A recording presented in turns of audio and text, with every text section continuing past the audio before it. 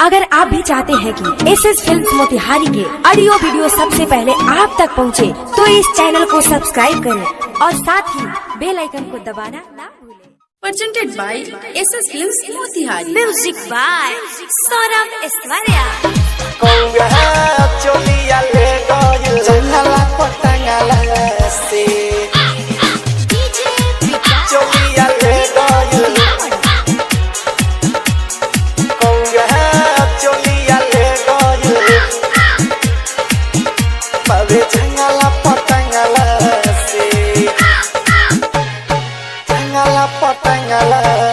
सोनिया कौआ चोलिया ले गइल बाबे जंगला पटंगला से।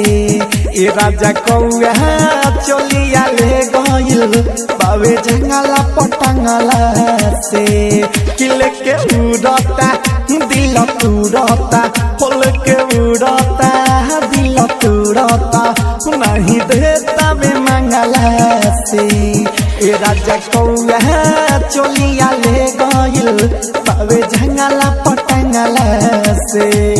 ए राजा कौआ चोलिया ले गइल बाबे जंगला पटंगला से। कि दिल तुड़ता हो लेके उड़ता, हो दिल तुड़ता लेके उड़ता, नहीं देता बे मंगला से। ए राजा कौआ चोलिया ले गइल बाबे जंगला पटंगला से।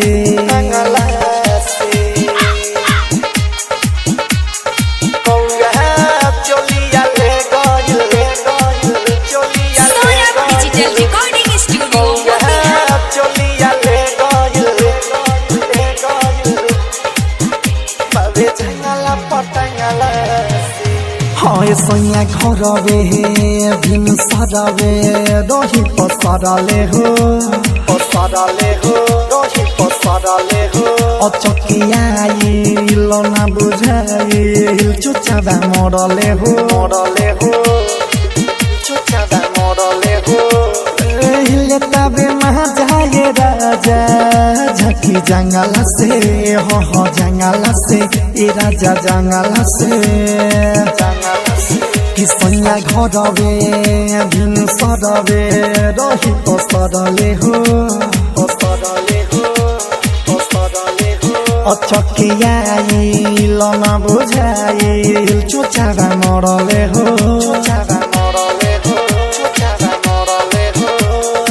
लेता बे महाजाए राजा झकी जंगला से, हो जंगला से। तो सुन जंगला से रूपवा निहारता पंख भरी मारता, देखता नी बंगला से। ए सोनिया कौआ चोलिया ले गइल बाबे जंगला पटंगला से। ए राजा कौआ चोलिया ले गइल बाबे जंगला पटंगला से।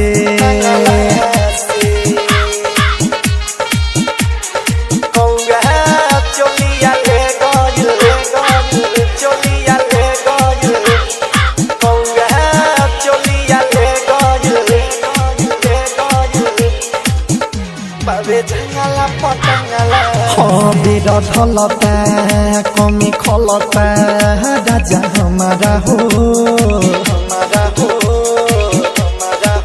तुहरा बिना बात सुना अपन कमरा हो। और अपने छोड़ी के आवा जल्दी बाहर के, हो बाहर के राजा बाहर के। पेड़ ढलता कमी खलता राजा हमारा हो तुहरा बिना बाबे सुना अपन कमरा हो